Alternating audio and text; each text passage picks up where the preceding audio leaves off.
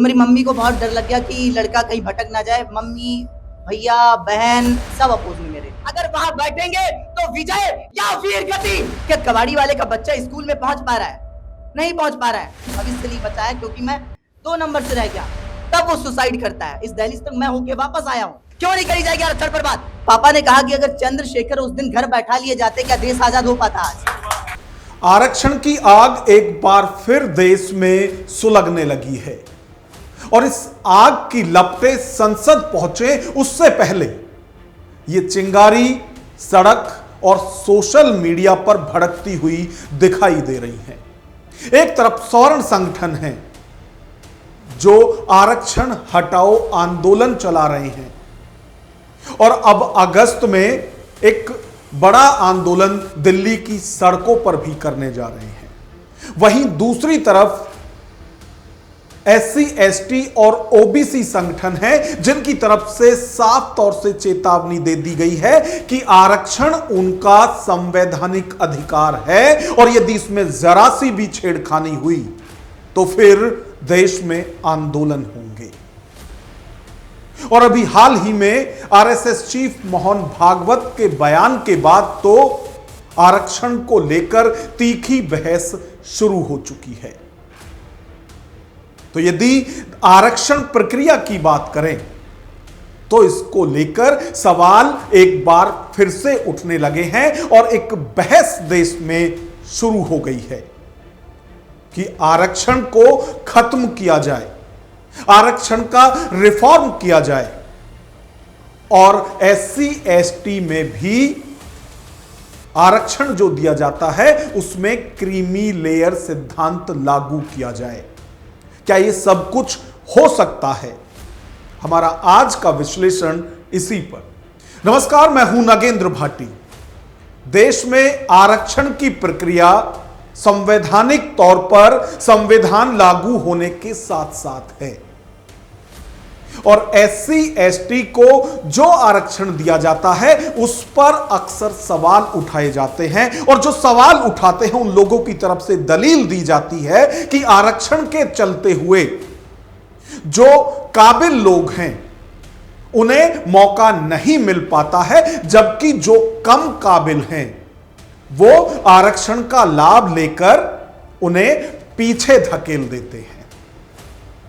और अभी यदि हाल फिलहाल की बात करें तो आरएसएस चीफ मोहन भागवत के बयान के बाद तो आरक्षण की यह चिंगारी और भड़कती हुई दिखाई दे रही है।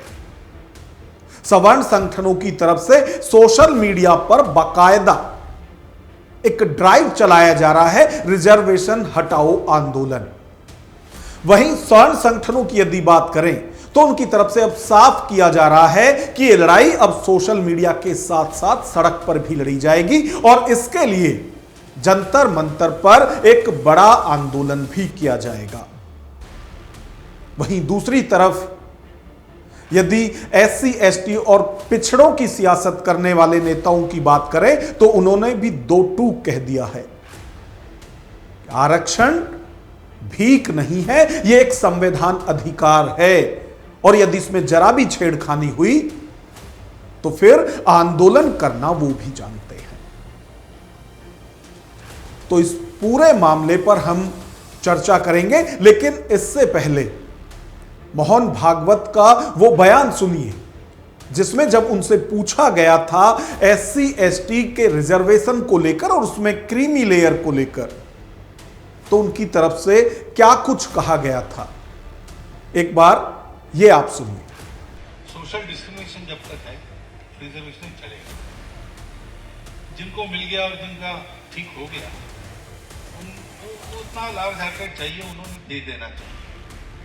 और अगर ये ठीक से होता है तो वहाँ ऐसे स्वर भी उठ रहे हैं जहाँ रिजर्वेशन मिलता है वो अब ऐसा थोड़े हैं, लेकिन कहना शुरू हो गया है कि अब हमने ले लिया, हमारा ठीक हो गया, अब दूसरे को दे दो। कैटेगराइजेशन की मांग कुछ प्रांतों में हो गई, अभी सुप्रीम कोर्ट ने भी कह दिया कि क्यों हुआ, इसलिए कि सबको मिलना चाहिए। तो there is a stream in those who get the reservations that this is for our upliftment, this is not the permanent measure, you have to take advantage of this improve ourselves and make this useful for others, those who have got here. ये वहां stream है, उसको encourage करना चाहिए। इसमें राजनीति छोड़ देनी चाहिए। सारे मेजर्स को प्रामाणिकता से इंप्लीमेंट किया तो जल्दी उसकी आवश्यकता समाप्त हो, तब विचार करेंगे। लेकिन इसकी राजनीति हुई, इसलिए बैड ब्लड क्रिएट होता है। वास्तव में सामाजिक एकता के लिए मेजर लाया गया। तो SC, ST और OBC के आरक्षण को लेकर जब मोहन भागवत से सवाल किया गया तो उनका दो टूक जवाब था कि जब तक भेदभाव रहेगा तब तक आरक्षण रहेगा। लेकिन विवाद उनके उस बयान को लेकर है जिसमें वो आगे कहते हैं कि जो आरक्षण के लाभार्थी हैं उन्हें खुद ही अब आरक्षण का लाभ लेना छोड़ देना चाहिए। मोहन भागवत के इस बयान पर बहुजन समाज पार्टी की सुप्रीमो मायावती ने तीखी प्रतिक्रिया दी है। मायावती ने अपने सोशल मीडिया एक्स पर एक लंबा चौड़ा लेख लिखा है और उसमें ये सारे सवाल उठाए हैं। सबसे पहले उन्होंने कहा है कि SC, ST, OBC और इसमें भी खासतौर से यदि SC, ST की बात करें तो आरक्षण उनका संवैधानिक अधिकार है और इसे कोई खत्म नहीं कर सकता। मायावती ने यह भी कहा है कि ये वो वर्ग हैं जिनका सदियों से जाति के आधार पर शोषण हुआ है और जो लोग क्रीमी लेयर की बात करते हैं कि OBC की तरह SC, ST में भी जो आरक्षण है उसमें क्रीमी लेयर होनी चाहिए, उस पर भी सवाल उठाए हैं।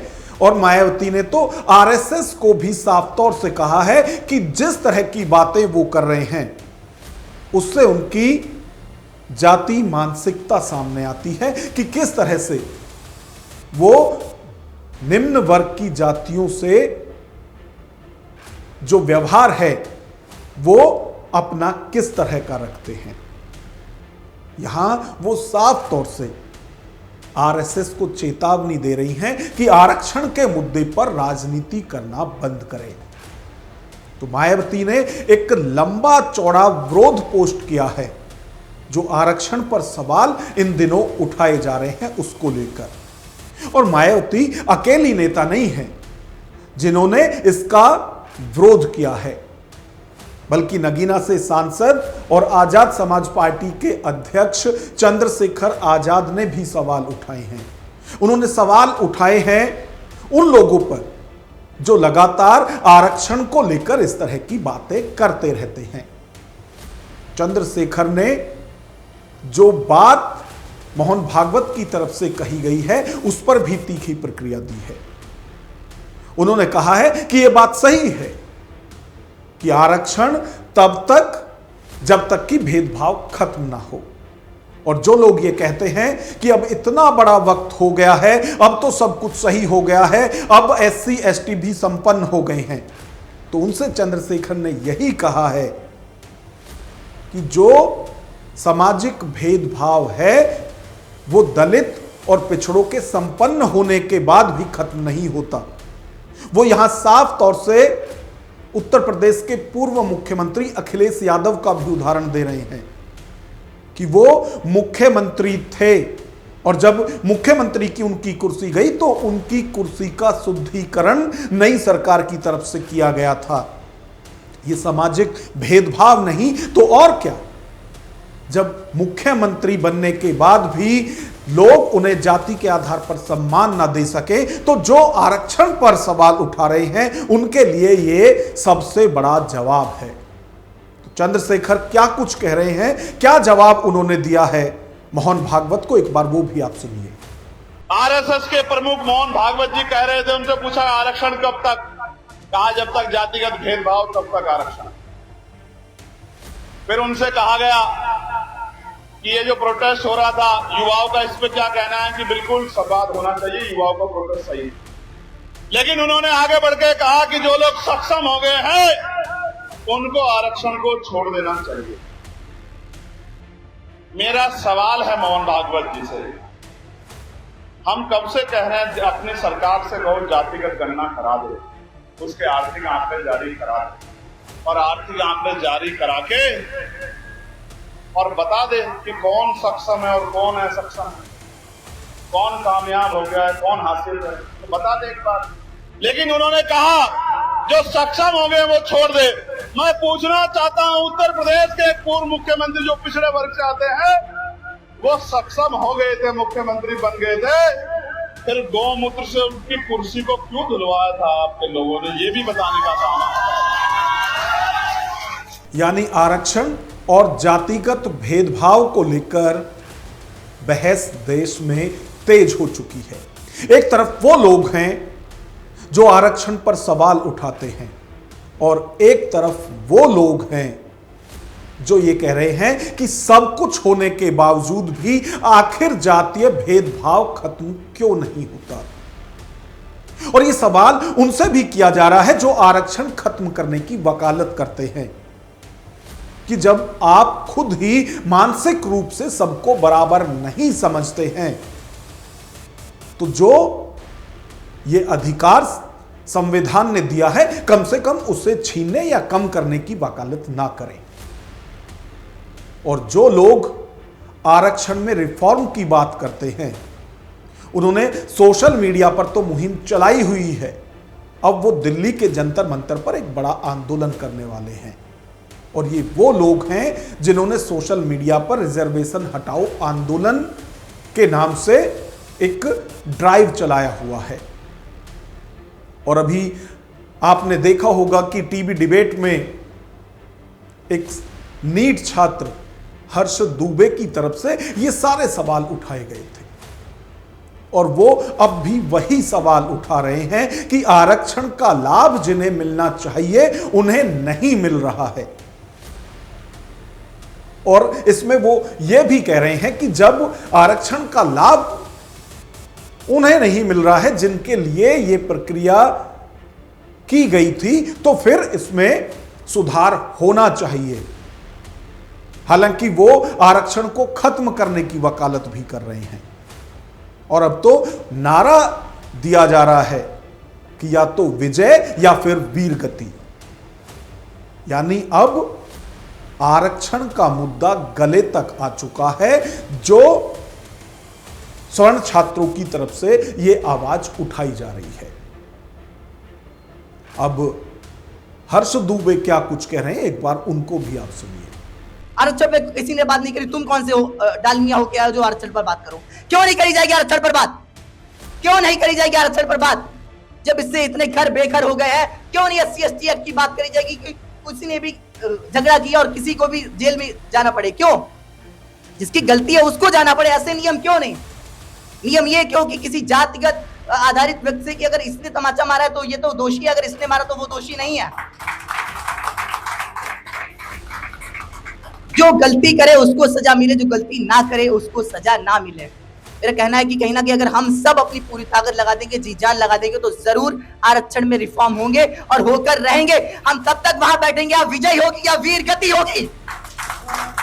और ये किसी एक व्यक्ति की आवाज नहीं होनी चाहिए, हर किसी के अंदर ये दर्द होना चाहिए। अगर वहां बैठेंगे तो विजय या वीर गति। आरक्षण को लेकर सबकी सोच अलग अलग है। जो लोग आरक्षण का विरोध कर रहे हैं या जो लोग इसकी वकालत करते हैं कि आरक्षण महज 10 वर्षों के लिए लागू किया गया था और अब इसे खत्म कर देना चाहिए, वो इसमें दलील देते हैं कि आरक्षण का लाभ लेकर बहुत से लोग ऐसे हैं जिनकी आर्थिक स्थिति मजबूत हो गई है, उन्हें अपना आरक्षण छोड़ देना चाहिए। और इसकी वकालत तो खुद सुप्रीम कोर्ट के चीफ जस्टिस रहे BR गवई की तरफ से भी की गई थी। उन्होंने भी कहा था कि जो लोग SC/ST वर्ग से आते हैं और अब वो संपन्न हो चुके हैं आरक्षण का लाभ लेकर, उन्हें खुद ही आरक्षण छोड़ देना चाहिए। लेकिन अभी भी बहुत से ऐसे लोग हैं जिनका साफ तौर से कहना है कि आरक्षण आर्थिक रूप से सबल बनाने के लिए नहीं दिया गया था, बल्कि आरक्षण जो सामाजिक भेदभाव है उसे खत्म करने के लिए दिया गया था। और वो सामाजिक भेदभाव अभी तक भी खत्म नहीं हुआ है। तो आरक्षण को लेकर आपकी क्या राय है? क्या आरक्षण अब खत्म कर देना चाहिए या फिर इसमें कुछ सुधार होना चाहिए? इस पर आपकी क्या राय है? कमेंट बॉक्स में हमें अपनी राय जरूर दें। और यदि वीडियो पसंद आए तो लाइक करें और इसी तरह की वीडियो देखने के लिए हमारे चैनल को सब्सक्राइब करें। नमस्कार।